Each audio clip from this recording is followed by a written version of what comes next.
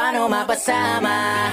O paano ba sumali sa dinami-daming nagpakawalang atake? Baka kailangan kong maghulog ng barya para madagdagan pa ang oras ko dito kung sakaling mabato man ako ng mabato. Pag sinabi ko na ititigil ko na to, set up yun para sa'yo. Parang Massacre 44, mama sa pano. Bang, kamusta? Balita ko, kamusta? Yung bawat tira na pahaging saan na napunta, inaabangan ko pa naman parang ambagan sa inuman. Ako yung madalas na pulutan sa kwentuhan, hindi ba naubos yan? Pero kahit na ganoon, sinasanay ko aking sarili. Ganyan talaga pag mabait ka, lahat ay nawiwili. Kaya dapat pinipili, pag-isipan na mabuti. Walang masama na kumilatis kaysa sa huli kang magsisi.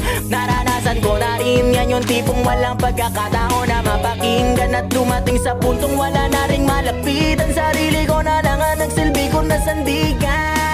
Kaya walang may karapatan para sabihin sa'kin na itigil ko na yan. Sasabihin nyo wala akong pakialam dahil nasimulan ko to nung panahong wala kayo, alam nyo yan. Di ko na kailangan pa na paliwanagan, wala na akong magagawa kung saan gawin nyo isipan. Di ko kailangan ipilit ang sarili ko para sa inyo. Marami na kinaya ko na ako lang pumasan. Di ko pinili na lagi na mapadagan. Di ako nasanay sa maling katuwigan, kaya lumakas aking paninindigan na dapat ipanalo ko lahat ng laban. Ganon ako mag-isip, iniwas ako na magpahagit. Mas ginusto magkulong sa silid kaysa sa mundo puno na inggit. Teka baka pwedeng baliin natin to.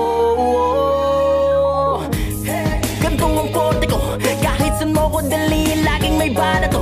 Oo, iba ako sa mga pambato nyo.